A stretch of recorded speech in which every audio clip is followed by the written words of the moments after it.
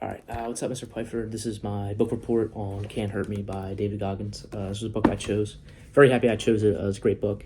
So to first jump into it, what was the book mainly about? So the book was mainly about throughout the early part of the story, he was talking about his early life experiences, what he went through with his abusive dad, and his early childhood where he got abused a lot.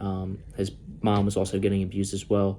He lived with his brother, mom, and his dad, and he worked at a roller skating rink early in his life with his brother and his family, and his dad also owned a bar, which was very popular at the time, and all he can remember was, really just working, and then if he didn't do anything right, he would always get punished for it, which always kind of resulted in physical abuse. Other than that, he moved to PA early in his life with his mom, and not his brother. His brother decided to stay with his father. I also found it surprising. He doesn't mention his brother throughout the rest of the book, which I thought was really surprising, because he said they had a close relationship when they were younger. But then other than his early life, it also talks about how he went through Hell Week 3 times in SEAL training, mostly due to injury.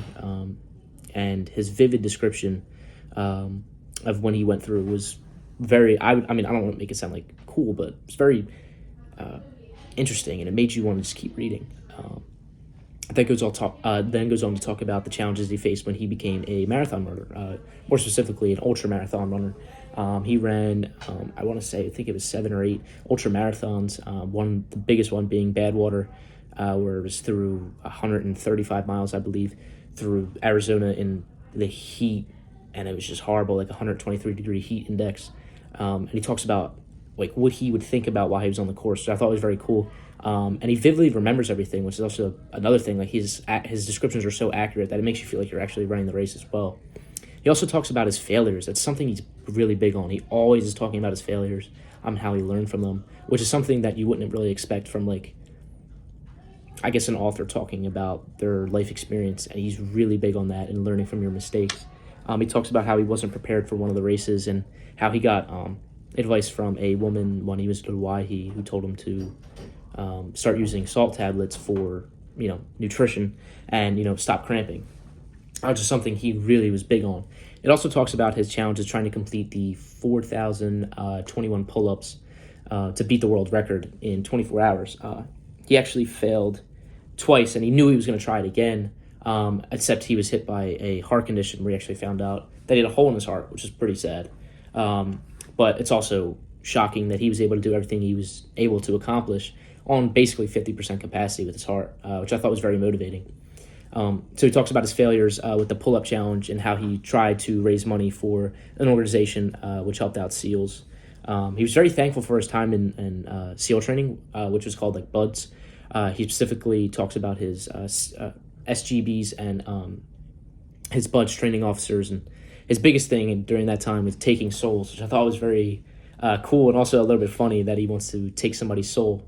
But his accurate descriptions of what he went through in Hell Week were pretty awesome. My biggest takeaway from the book is trying to learn how to self-motivate. That's something he's very, very big on. He was able to do it his whole life, basically. And it's something he had to work on. It's not something he was great at from the start. So something I'm definitely going to take away is try to self-motivate a bit more with whether it be athletics, academics. I'm a pretty big into athletics and, keeping my grades up. So definitely something I'm going to try to incorporate is, just self-motivating a little bit more.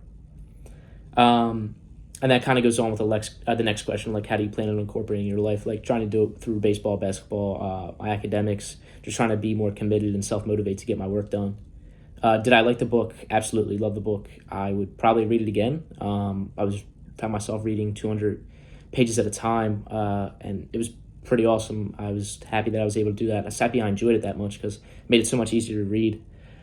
Do you feel as though this can help you in your life? Definitely. Like I said, just being able to self-motivate gave you a bunch of tips and tricks through his challenges to help motivate you to, get out there and start changing your life, turning it around a little bit, which I thought was very cool.